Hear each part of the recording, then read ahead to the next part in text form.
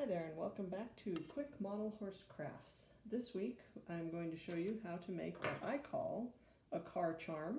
I like to hang these on my rearview mirror of my car.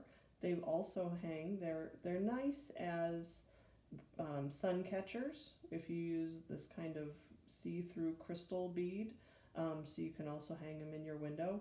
I have several of these that I made 5-10 years ago, and they're still hanging in my car on my rearview mirror. They still look good. The horse has not gotten damaged. I had one that broke a leg, but other than that, all the rest of my car charms are still intact. So these are pretty sturdy, and they're also pretty easy to make. So let's get started. First thing we're going to do, as I've said, now this horse, you can see I used the Dremel and I screwed the eye hook onto his back. But as I said, the crafts that I'm going to teach you don't require that. So I'm going to do the twist method. The first thing you want to do is pick some beads, or what you're going to use to decorate with. Now, most of these are the large hole pony beads, but two of them have smaller, they're just regular beads. And when I checked to see if this wire would fit, this wire is too large to fit through the hole of these beads. So always check ahead of time to make sure that your pieces are going to fit together, or you're going to get frustrated. So I'm going to use kind of this medium gauge wire. It does fit the beads that I'm going to be using on my project. As I've said, I like to cut, and this is a little heavier gauge. So this I'm not going to be able to use my scissors on. This I'm going to have to use one of my cutting tools, but I do like to cut too much of the actual product, because then at least I have options when I start making my project. If I cut it too short, then really there's nothing I can do other than cut another piece of wire. So I cut my wire, straighten it out. Now for this horse, what I'm probably going to do, this car charm has two pieces. It has kind of a straight piece, and then it has the hanger. So my straight piece really isn't that long, and I'm only going to be able to have one wire. So I'm going to kind of measure it, and then I'm going to come around with my second piece of wire. And again, I'm just going to do two twists to make sure that it's secure.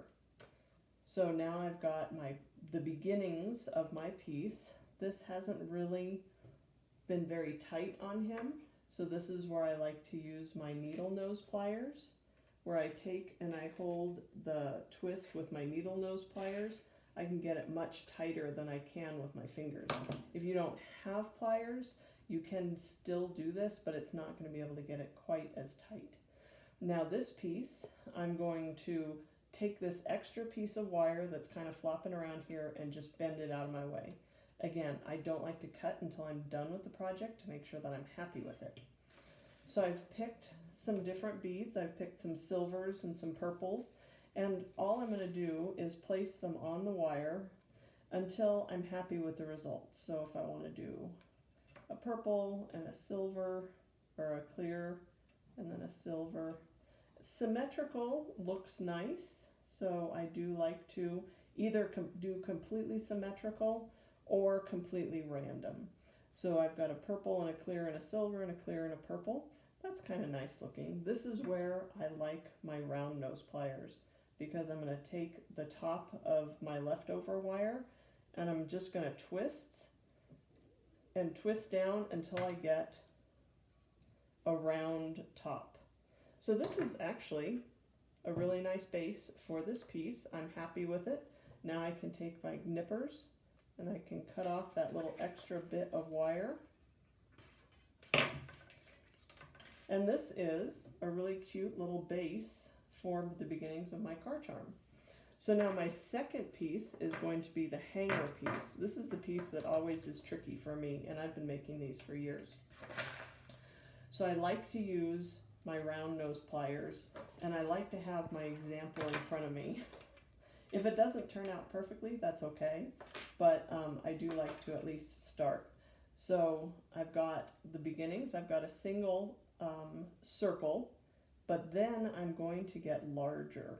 So then I just want to kind of wrap and wrap and wrap until I get kind of the beginnings of maybe a shepherd's crook. And then I literally just usually use my thumb or something that's round, and I bend it over the top. So this is going to be my hook. The more you mess with it, the smoother you can make it look, but since I want to keep this video short, I'm just going to do it very simply like that. So now I've got a hook where I can hang it from a hook on my window or the back of my rearview mirror. About the same level with where that shepherd's crook now is, I'm going to take my wire and I'm going to make 2 bends with it. So now I've got kind of a Z going on.